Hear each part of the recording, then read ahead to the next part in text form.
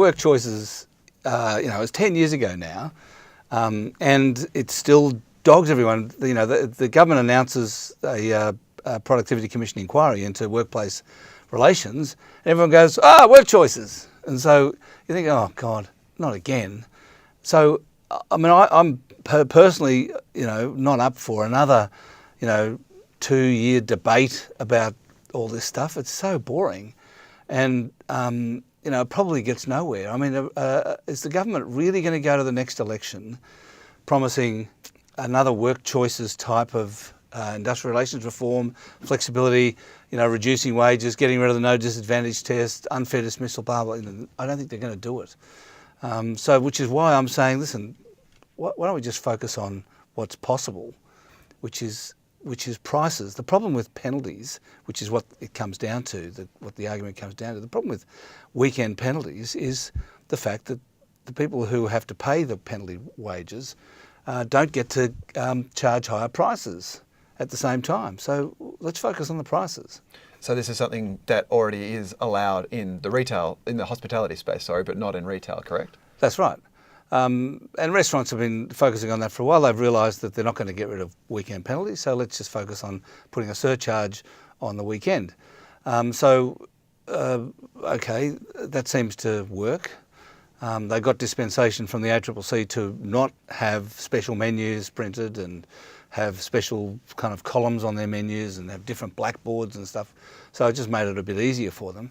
So maybe the government and the ACCC and the Productivity Commission, everybody should just focus on how can we make that work in retail? How can we make retailers operate so that they can actually charge more on the weekends? I just think it's, in theory, you can raise the price across the week so you're recovering your higher weekend wages. But in practice, it's very difficult to achieve that.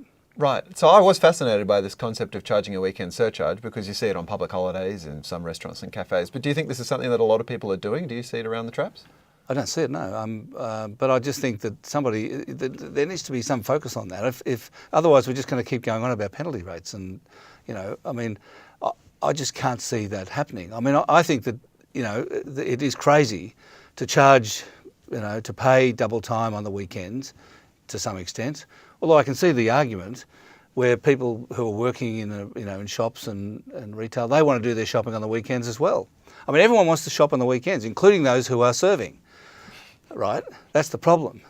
And so, okay, how can we deal with that? It's no good just pretending that it's not an issue. It is an issue. Let's just get on with dealing with it.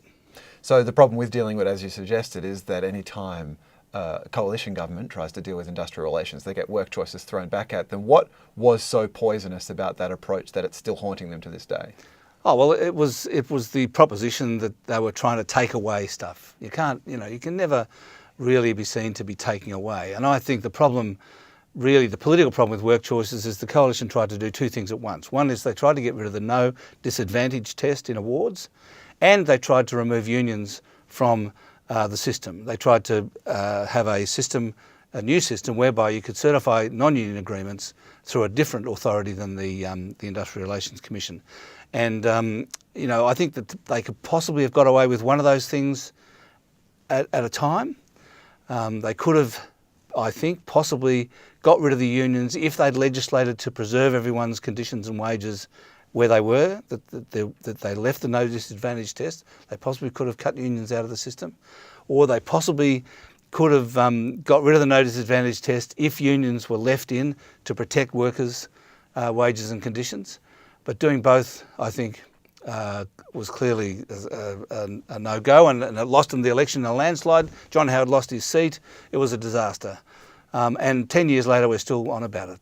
So it clearly was one of the greatest debacles, greatest mistakes ever in the history of Australian economic reform. Right, so if they bit off more than they could chew politically then, do you think now if they're going to try and tackle penalty rates or something similar in the IR space at the same time as they are seen to be attacking unions through a Royal Commission and other means, do you think that they could be pushing the cart a little bit too aggressively here? Yeah, I think they won't do it. I think that they've said we won't do anything unless we take it to the election.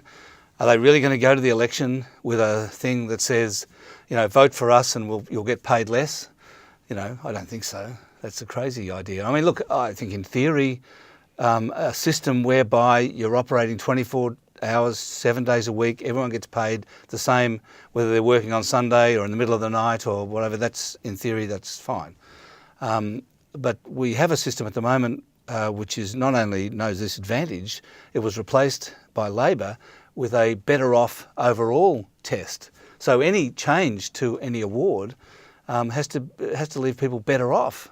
So there's no way that you can, unless you get rid of it, re-legislate that, get it through the Senate, which isn't going to happen, go to the election in 2016 promising to remove that so that people can be worse off in negotiating an award, which isn't going to happen. Unless you do that, it isn't going to happen. Let's focus on the fact that it's not going to happen, and let's focus on how we can make it better for the retailers and cafes and restaurants that have to deal with it. Fantastic, Alan Kohler. Thanks very much. Thank you.